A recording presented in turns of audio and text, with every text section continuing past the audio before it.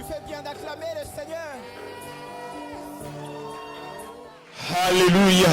Amen, amen, amen.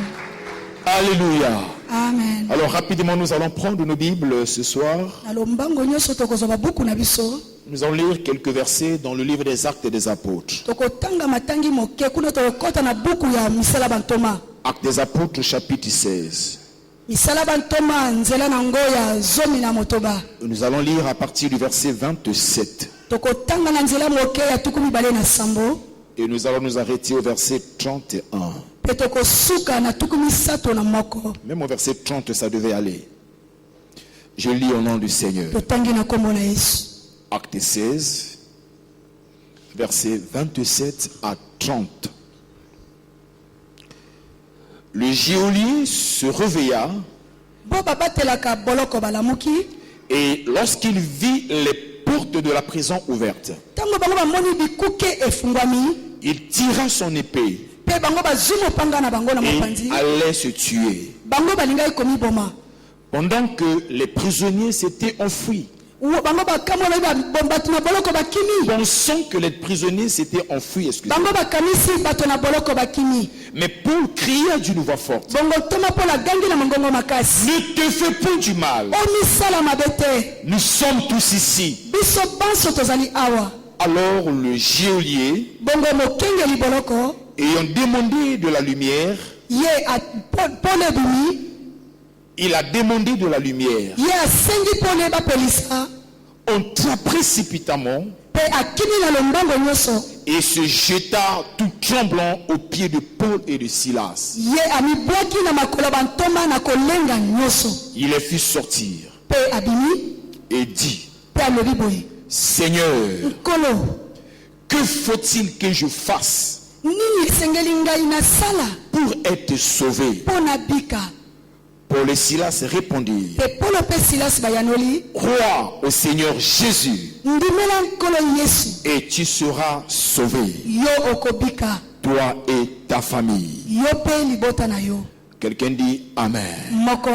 Amen. Amen. Est-ce qu'on peut acclamer pour cette parole? Alléluia. Amen. Alors bien aimé, ce soir je suis bien plus que comblé de vous parler d'un homme. Je ne viens pas seulement prêcher l'évangile, mais je viens parler d'un homme. Et cet homme s'appelle Jésus. Cet homme est différent de tous les hommes, de toutes les grandes personnalités que le monde a connues depuis que le monde est monde. Il n'y a pas eu de personne semblable à lui. Il est différent et tous les hommes sont différents de lui. Il est un homme exceptionnel. Il est un homme extraordinaire. Il est un homme plein d'amour, plein de bonté, de compassion. Il est un homme qui a une grande ambition. Faire du bien, sauver, guérir, délivrer. Et ce soir, c'est de lui que je viens te parler. Est-ce que quelqu'un voudrait entendre l'histoire de cet homme qui s'appelle Jésus? Est-ce que quelqu'un voudrait que je lui parle de cet homme qu'on appelle Jésus? Bien aimé, nous venons de faire la lecture d'un texte qui nous parle des actions de cet homme.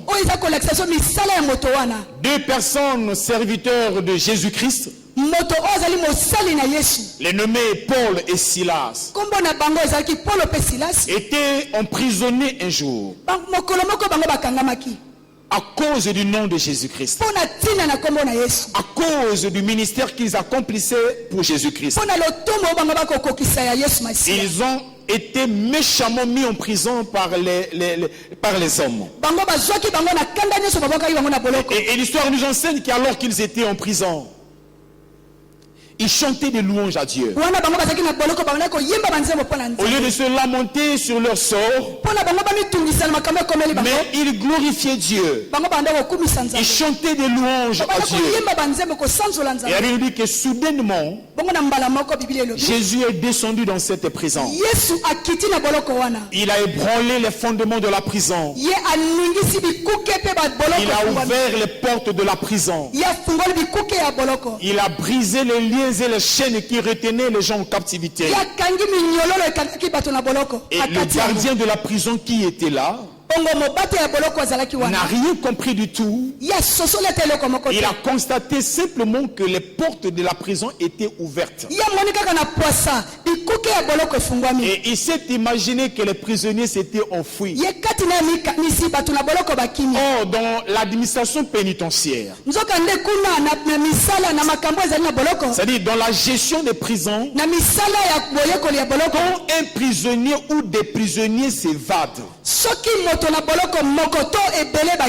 les gardiens du jour sont culpabilisés. Ceux qui avaient la charge de garder la prison en ce temps devaient être mis à mort. Donc nous sommes ici en face d'un homme qui était condamné à mort. Nous sommes ici en face d'un homme que la loi de l'époque avait déjà condamné à mort. Parce que ce soit de manière inconsciente ou de manière consciente, qu'il a laissé échapper les prisonniers. C'est lui qui devrait en payer les frais. Et c'est lui qui devait être mis à mort. Et alors ce gardien de la prison n'ayant rien compris, il constata simplement que les personnes qu'il était en charge de garder dans la prison étaient dans une situation où ils étaient presque libres. Il se réveilla, il a constaté que les portes de la prison étaient ouvertes. Il a constaté que les chaînes étaient rompues, jetées à terre. Il a trouvé même les liens qui retenaient en captivité les prisonniers à terre. Il n'a rien compris. Et il a compris que son sort était scellé. Alors au lieu qu'on puisse le persécuter, au lieu qu'on puisse le tuer ou le mettre au poteau, il a pris la résolution de prendre son épée et de se donner la mort. Parce qu'il pensait n'avoir aucune explication à donner à ses chefs. Il pensait avoir aucune parole pour justifier l'évasion des prisonniers. Et il va décider de se donner la mort. Et alors qu'il était sur le point de le faire, les prisonniers qui étaient pourtant toujours dans la prison vont crier: ne te fais pas du mal, nous sommes ici. Et quand il les a vus, il était soulagé parce que les prisonniers étaient là. Alors ils n'ont rien compris. Comment une prison aussi fortifiée pouvait être facilement ouverte. Il a compris qu'il avait affaire à des personnes hors du commun. Il a compris qu'il avait affaire à des personnes extraordinaires. Alors il va tomber à leurs pieds et il va dire, il les appelle Seigneur.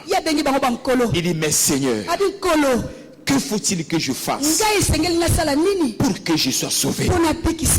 Alors ici on est en train de nous poser la question: de quel salut parlait-il?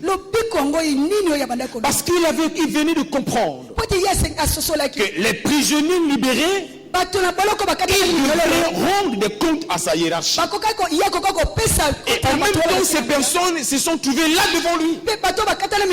Il s'est posé mille et une questions. Parce qu'il se voyait déjà condamné. Il avait des explications à donner comment la prison qui était censée être fermée était ouverte. Il se voyait déjà condamné.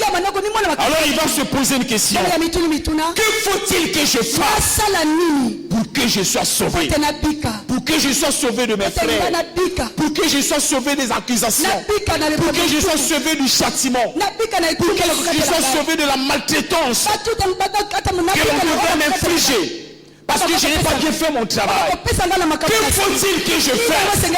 Que faut-il que je fasse pour que je sois sauvé?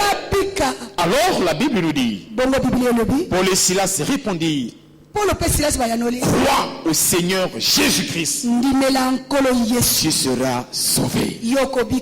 Quelqu'un dit Amen. Amen. Alors voilà pourquoi je disais ce soir que je venais te parler d'un homme. Ce soir je viens te parler d'un homme qui a la solution à tous tes problèmes.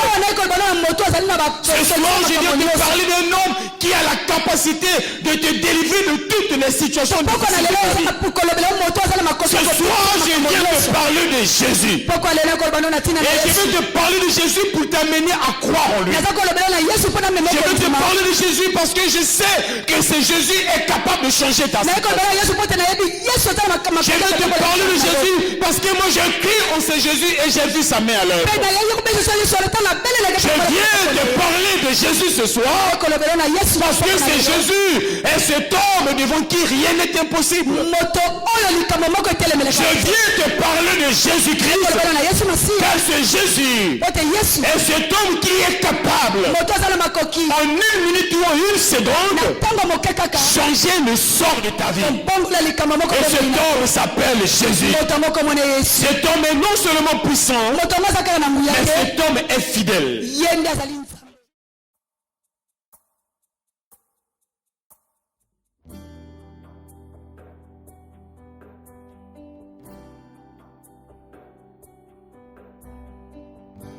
Oui, tu fais bien d'acclamer le Seigneur.